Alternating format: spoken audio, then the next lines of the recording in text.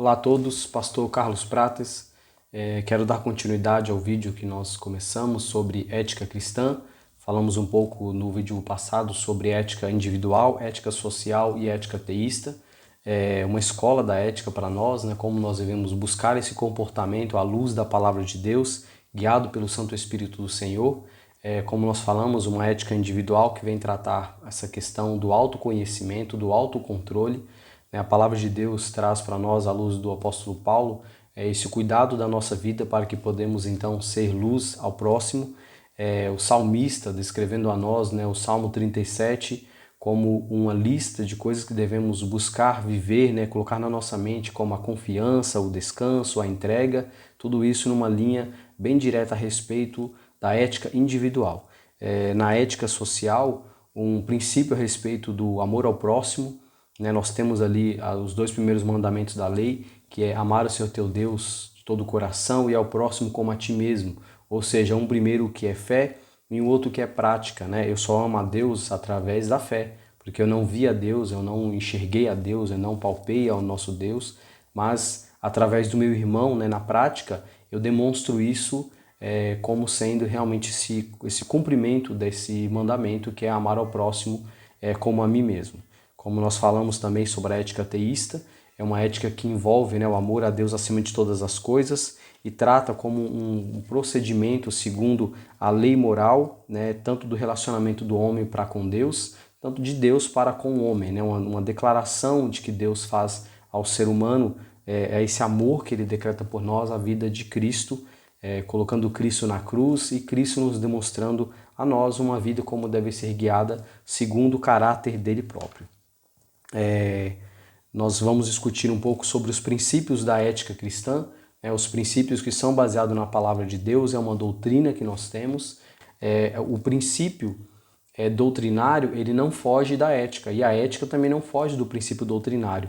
Um não pode ir contra o outro, ou seja, a ética não sobrevive sem a doutrina, nem a doutrina sem a ética. Paulo fala aos Colossenses, portanto, fosse ressuscitado juntamente com Cristo, buscais as coisas lá do alto, onde Cristo vive, assentado à direita de Deus. Pensai nas coisas lá do alto, mas não das que são daqui na terra. Tudo isso nós fazemos a respeito de um conhecimento teológico, ou seja, um conhecimento de Deus, e também na vida prática do nosso Senhor Jesus Cristo, e isso aplicado na nossa vida de como nós vamos seguir. E algo que tem que ser ensinado a todos é a respeito do costume e princípio, O que é costume e o que é princípio. O Senhor Jesus Cristo, ele é abordado pelos fariseus e eles falam assim: por que transgridem os seus discípulos a tradição, os costumes, a cultura dos anciãos, pois não lavam as mãos quando comem? Lavar as mãos antes de comer é uma questão de higiene, é uma questão de um costume, embora isso seja sim uma ética, é algo que devemos sim praticar, mas é um costume.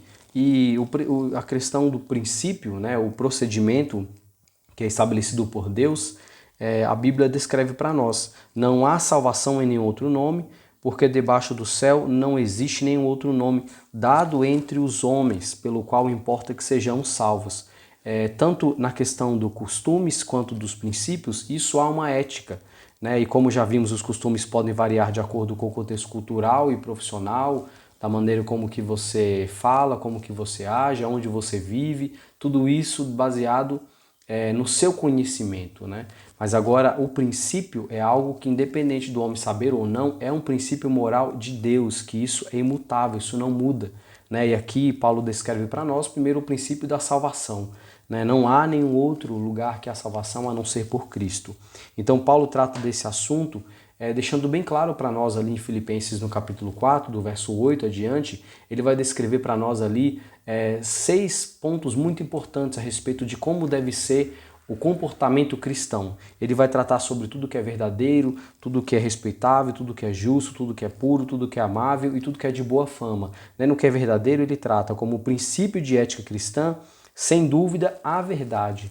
Primeiro, algo que deve ser estabelecido em nossas mentes, Nós devemos sim buscar o conhecimento da verdade, E a verdade, como nós sabemos, é a pessoa de Cristo.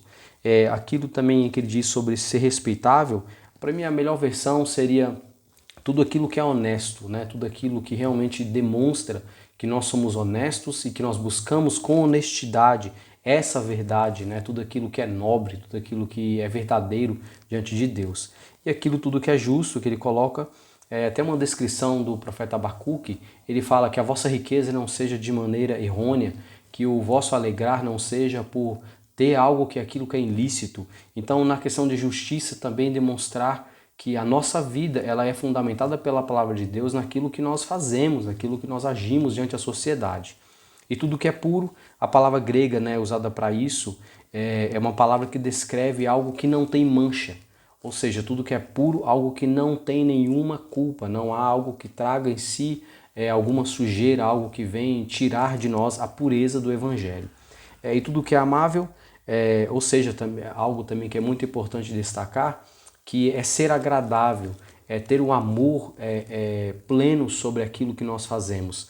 Um verso muito importante para nós como cristãos, ainda mais no dia de hoje, é aquilo que Lucas descreve em Atos, no capítulo 2, no verso 47, quando diz que toda a igreja ela louvava a Deus e ela tinha tudo em comum, né? Ela tinha a simpatia por todo o povo.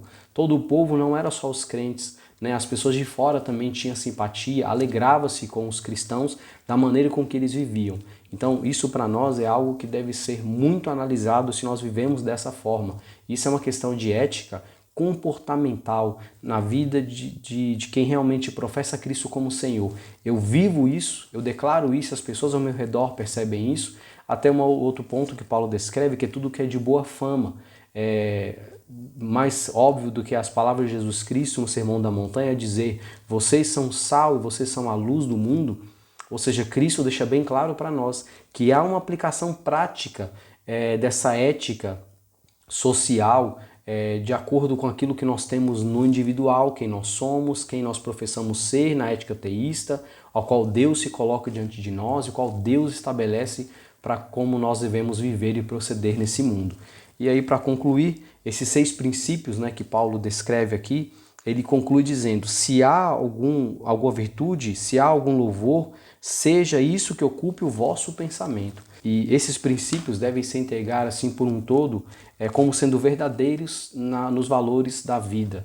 Né? Pensar nas coisas que são do alto, tomá-las como algo real na nossa vida. Né? Eu pratico, eu vivo isso, as pessoas percebem isso em minha vida. E aí, como nós fizemos no outro vídeo, eu quero deixar uma outra reflexão aqui para nós. Né? Esses costumes e princípios, eles são reais em minha vida? Né? Quais são os meus valores baseado no que nós temos aprendido sobre a ética cristã? Né? De dentro para fora da igreja, tudo é a mesma coisa? E uma outra pergunta: estou vivendo a vida cristã de modo excelente? Lembrando que nós vivemos em uma época da pós-modernidade, né? Ou seja, tudo é relativo, a verdade é relativa, né? O que importa é você estar bem. E devemos então buscar esse princípio de ética cristã, ética comportamental, entender que existem os princípios da lei de Deus que devem ser obedecidos, que ela se consiste na lei da liberdade, e a lei da liberdade não é lei da libertinagem, né? A lei da liberdade é saber que nós estamos livres do pecado, estamos livres para agir com alegria e paz e demonstrar isso no mundo, sem uma prisão que nos acorrente e sem nada que nos volte a se arremeter aquilo que era no passado, ou seja, uma vida do passado, que era uma vida do pecado. Hoje é uma vida baseada na promessa de Cristo para nós, que nós somos filhos de Deus, cordeiros em Cristo. E a segunda lei, que é a lei do amor. Né? Se a lei de Moisés, né, a lei que ela trazia para nós a revelação do pecado, essa lei do amor traz para nós a revelação do amor de Cristo, nos livrando da lei do pecado. Então, ou seja, colocando bem claro para nós a questão que a lei da liberdade ela é decretada também na lei do amor de Deus, como Deus nos ama através da pessoa de Jesus Cristo. E a lei espiritual, né, que é a lei que ela vai revelar com o meu e com o seu espírito quem nós somos. Né? O Espírito de Deus vem agir em nossa vida, nos moldando, nos capacitando dia após dia uma vida de santidade. Né? Então, lembrando que a ética ela tem o seu caráter social, né, coletivo. A ética ela é trabalhada de uma maneira que nós devemos demonstrar isso para o mundo quem nós somos. Mas ela também tem um ponto muito forte na questão da moral, que aí é uma questão individual. Quem eu sou? Quem eu sou diante de Deus? E eu revelo isso na minha família, eu revelo isso aonde eu convivo, eu revelo isso dentro da minha própria igreja. Então são princípios para nós. E lembrando que isso deve ser fundamental para mim e para a tua vida. Um caminhar, um seguir, uma busca dia após dia por um crescimento espiritual. Que Deus abençoe a todos.